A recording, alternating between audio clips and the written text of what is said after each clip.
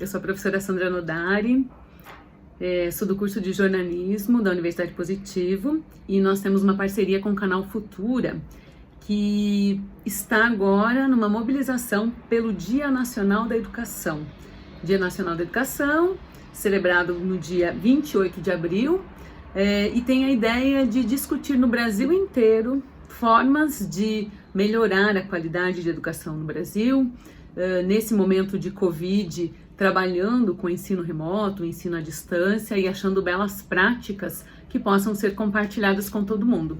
E eu tô aqui para conversar com vocês um pouquinho sobre de que forma o jornalismo pode compartilhar boas práticas para vocês que estão estudando em casa nesse ensino remoto, que também é uma forma de ensino autônomo, né? Está desenvolvendo muito essa nossa quarentena, esse nosso isolamento, estão nos fazendo ter que entender como estudar de forma autônoma. Então eu tô aqui para falar um pouquinho sobre essa questão. E o foco da minha fala vai ser sobre as notícias que não são notícias, que são boatos, que são informações que não foram checadas ou que são mesmo informações falsas e que popularmente ficaram conhecidas como as fake news. Então eu vou falar um pouquinho, mostrar algumas coisas para vocês, pensando que nesse momento de Covid nós temos que ser ótimos pesquisadores. Desde o ensino fundamental, no ensino médio, a gente tem que saber pesquisar e achar o que é fato e o que não é fato, o que é mentira, dentro inclusive das pesquisas que nós fazemos para os colégios, das universidades, enfim, no nosso estudo. Eu escolhi como nome para essa apresentação que eu vou fazer agora, Fake ou News, como separar mentiras de notícias no estudo remoto. O que a gente tem a ver com as fake news, né? Esse termo que começou a ser usado desse jeito, mas que deixou de ser estimulado esse uso, porque não dá para dizer que uma coisa falsa é notícia. Então fake news é um termo que não faz sentido, mas ganhou notoriedade porque há 3 anos, em 2017, o dicionário britânico Collins elegeu o termo como a palavra do ano, por causa das vezes em que essa palavra foi compartilhada. Eu imagino que em 2020, então, essa palavra será compartilhada muitas vezes. E o uso aumentou, então, 365% em relação ao ano anterior, segundo o site da BBC, que é um site jornalístico de uma empresa bastante conceituada e que tem muitos anos de jornalismo, então a gente pode acreditar que a BBC fez uma boa pesquisa para nos trazer essa informação. O que a gente tem a ver, então, com as fake news? O que a gente tem a ver é porque todo dia a gente está recebendo essas informações que, na verdade, são desinformação. O que seria uma fake news segundo esse dicionário que eu falei para vocês, o dicionário Collins? Serve para designar uma informação falsa disseminada sob o verniz jornalístico com o objetivo de atender a interesses espúrios. Notícias falsas, publicadas e divulgadas de modo a enganar o público, atendendo ao interesse escuso, é o que diz a Folha de São Paulo. Então aqui a gente tem 2 palavrinhas que é importante. Sempre que vocês receberem uma fake news, vocês vão pensar, por que alguém me mandou isso? Qual é o interesse de quem me mandou essa informação? E aquela informação meio estranha, igual aquele vídeo que circulou pela internet da menina que diz que água tônica tem cloroquina, por isso a gente tem que tomar água tônica, que vai ficar protegido da Covid. E ela ainda fala, isso a Globo não mostra. Você escuta aquilo, você vê aquele vídeo e pensa, água tônica tem cloroquina e por isso eu vou, teoricamente, me curar da Covid? Então, assim, são essas coisas que a gente pode pesquisar quando a gente fala, será que é verdade? Então, desconfiar das notícias é o papel de todos nós, jornalistas, estudantes e principalmente nós que estamos o tempo inteiro pesquisando.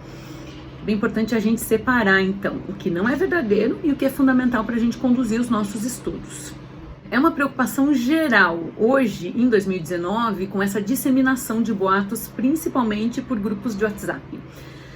E essa preocupação, ela perpassa as famílias, perpassa as escolas, perpassa o jornalismo, os governos, porque tem muitas informações falsas que são bastante prejudiciais. E que vão mudar os comportamentos das pessoas. E no momento de pandemia, isso é muito complicado. De repente, dizer que, o exemplo que eu dei de água tônica vai curar, as pessoas vão comprar água tônica e vão se expor ao coronavírus achando que estão protegidas, né?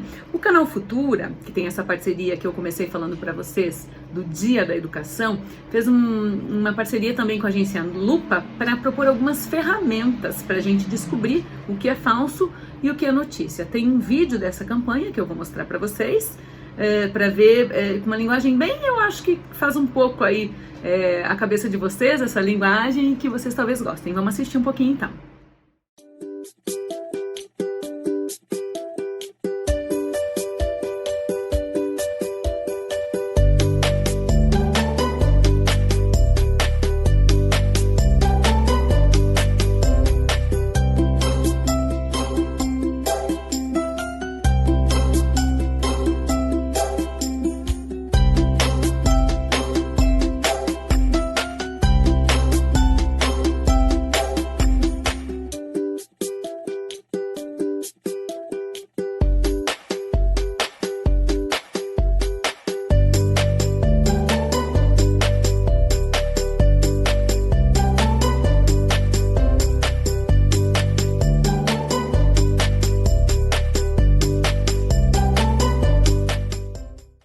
Então vimos esse vídeo, que é essa parceria do Canal Futura e da agência Lupa, que vai tentar estimular os jovens, esse foi mais voltado para os jovens do ensino médio, a pensar um pouquinho quando é verdade e quando é mentira. Como é que a gente estuda hoje, na época de Covid? A gente está chamando esse estudo em que os professores estão disponíveis para a gente o tempo inteiro de estudo remoto, que é bem diferente de ensino EAD. O estudo remoto é esse estudo em que eu recebo um material para ter um estudo em casa e eu vou ter autonomia para estudar, mas o professor e os coordenadores estão individualmente cuidando da forma como eu estudo e de cada turma. O ensino à distância, ele é diferente porque ele tem um material em que o estudante vai poder estudar completamente sozinho e ele só vai ter, vai se relacionar com um monitor que vai atender centenas ou milhares de alunos. Então, esse ensino é completamente diferente, são linguagens completamente diferentes. O que a gente está tendo hoje de ensino remoto o professor está disponível para mim, às vezes ele está me dando aula usando a tecnologia disponível, só que nós não estamos no mesmo ambiente físico, né? Mas como é que era o estudo na década de 90? O livro didático era a única fonte de consulta na década de 90, que foi a década que eu estudei. Na década de 90 eu já estava ali no final do ensino, já estava quase entrando na faculdade, final do ensino médio. Então, né, pensem que eu podia estudar e eu tinha um livro que era a minha fonte de consulta. E esse livro nem sempre era renovado. Então, demorava muito para a gente ter qualquer estudo novo que chegasse, né? As universidades, pesquisas realizadas demoravam muito para se tornar livros. E o livro era a nossa fonte de consulta. Em 2000, com o surgimento da internet, começa a ficar tudo mais acessível. Em 2007, 16 milhões de brasileiros tinham internet em casa. 63% dos brasileiros, então, tinham internet em casa. E hoje, a gente vai ver que o número de pessoas que têm internet é muito maior.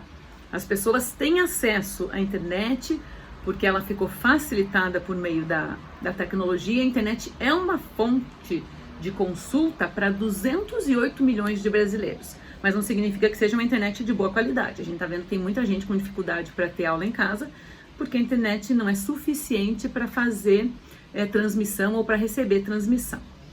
Então, a gente para de ter o livro como única fonte de consulta ou a apostila e passa a ter a possibilidade de lidar com milhares de informações sobre os temas que a gente pesquisa. Mas aí eu tenho que saber pesquisar, né? Então eu queria indicar para vocês alguns lugares que nos oferecem subsídios e que são subsídios que são filtrados pelo jornalismo. Nós jornalistas aprendemos a usar uma metodologia de apuração para checar com mais de uma fonte as informações que nós recebemos. Então o jornalista não pode publicar uma matéria sem checar com 2 fontes, com 3 fontes é o ideal. Então se uma pessoa me diz uma informação, eu aceito essa informação e eu vou checar com mais 2 fontes para ver se aquelas informações batem e se aquilo é verdade mesmo. E aí sim eu vou escrever um texto da forma mais acessível possível. Esse texto pode ser escrito mesmo para ser publicado na internet, ou pode ser um vídeo, ou pode ser em áudio para ser publicado em rádios ou mesmo na internet, mas sempre de forma acessível e depois que eu chequei. E a gente trabalha também com as questões de valor notícia. O que é notícia? Por que eu vou dar uma informação? Tem uma série de parâmetros a ser seguidos para pensar se aquilo tem valor notícia, por isso vai virar notícia. E eu trago aqui para vocês alguns lugares que nos ajudam a checar essas informações. Então a gente tem aqui o Fake ou News, que traz até alguns memes da campanha, né? Tem alguns memes para vocês olharem. Sempre que vocês receberem uma informação, pensar: será que eu chequei isso? Será que isso faz sentido? A Fake ou News é então do canal Futura. Vocês podem dar uma olhadinha depois nesse material.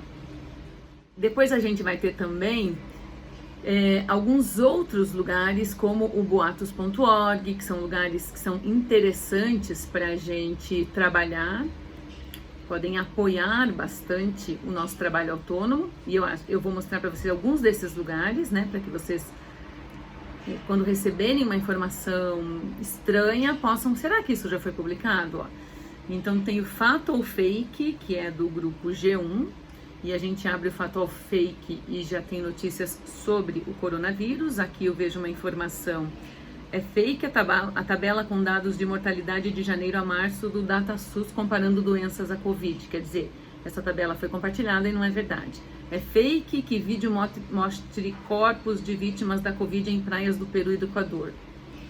É fake que água tônica seja eficaz contra o coronavírus. É o exemplo que eu mostrei para vocês. Quando a gente clica na notícia, então, o vídeo que está circulando ali dizendo que a água tônica faz bem não é verdadeiro. Então, sempre que acharem alguma informação estranha, procurem nesses lugares. Um deles, então, o Fato Fake. O outro, que eu também gosto muito, é o boatos.org. Sempre que eu recebo nos grupos de família alguma coisa que eu falo, isso aqui tá muito estranho, aí eu falo, gente, isso é fake, e mando lá o link do boatos.org. Então eu sou a chata do grupo da família, né? Que parece que tá o tempo inteiro mostrando que as informações não são verdadeiras. Então o boato também é uma fonte de pesquisa, boatos.org. Depois do canal Futuro eu já mostrei para vocês, né? Que é esse que chama Fake ou News, né? Ou é fato, ou é falso, ou é notícia. E tem também o Projeto Comprova. O Projeto Comprova é uma reunião de diversos veículos de comunicação do Brasil inteiro que checam notícias. Então vão chegando as informações falsas e os jornalistas que estão disponíveis vão lá checando. Então aqui, liberação de uso da cloroquina pela Agência Reguladora de Alimentos e Drogas dos Estados Unidos não é para todos os pacientes. Então é falso dizer que nos Estados Unidos isso foi liberado. É falso que pesquisadores de Harvard concluíram que isolamento pode piorar a situação. Então, aqui tem uma série de fontes para vocês usarem quando quiserem. Eu vou falar só um pouquinho também agora de algumas maneiras que vocês podem ter de questionar quando vocês estão estudando, né? Então, estão estudando, se deparam com uma informação, porque mesmo na Wikipedia do Brasil tem informação errada. Em vários sites, as pessoas têm o que a gente chama um pouco de espírito de porco, coitado do animalzinho, né, que leva a má fama, mas que colocam informações erradas para enganar pessoas. E essas pessoas têm sempre um motivo para fazer isso. Então, primeiro, sempre que vocês receberem uma informação, questionem o tempo todo. Depois, duvidem de tudo. E chequem outras fontes. Façam como o jornalismo aí, que fica checando em diversas fontes. Então, vocês têm que ter autonomia para compreender quando vocês estão buscando informações, formar uma ideia sobre o que vocês pesquisaram, mas sempre tendo senso crítico para checar e para ver se são verdadeiros. E aí, assim, como compreender uma notícia falsa quando vocês se debaterem com uma história estranha? Primeiro, tente descobrir. A fonte existe? Procure o nome do Google e veja se algum veículo de imprensa publicou essa notícia. Receberam uma informação estranha? Joga lá no Google. Se a informação for verdadeira, os sites mais importantes de notícia do Brasil, Folha de São Paulo, Estadão, G1, terão dado a notícia. Se ninguém deu, desconfie, isso não é verdade.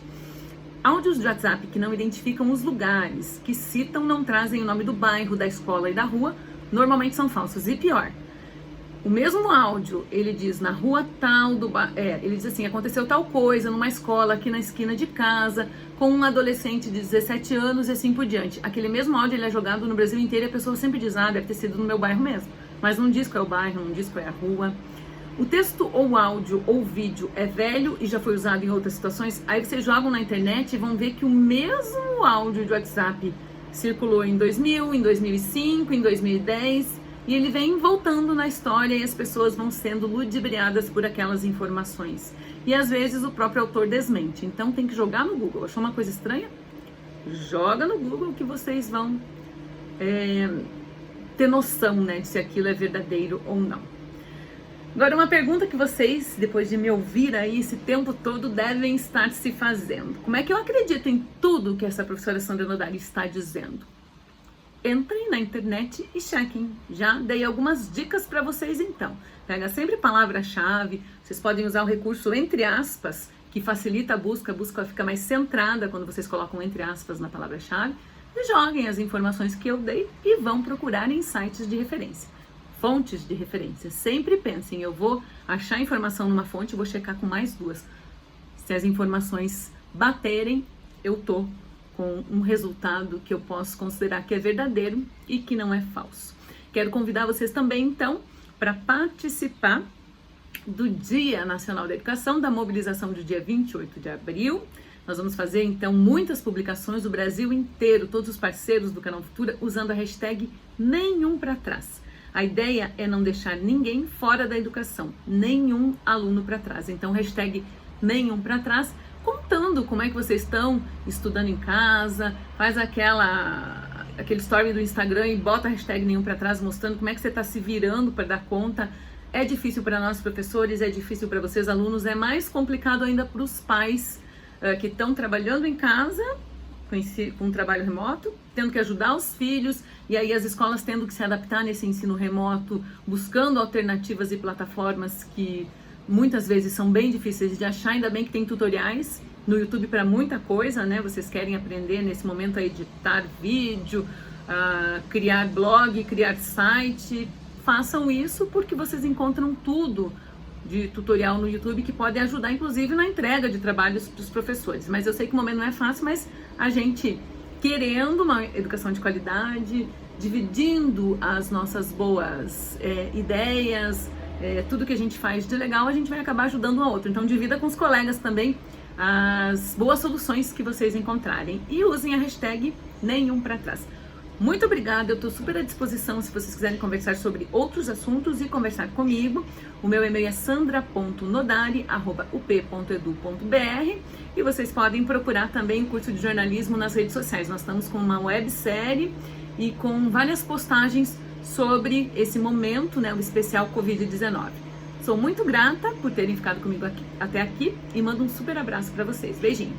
Tchau, tchau. Bons estudos por aí.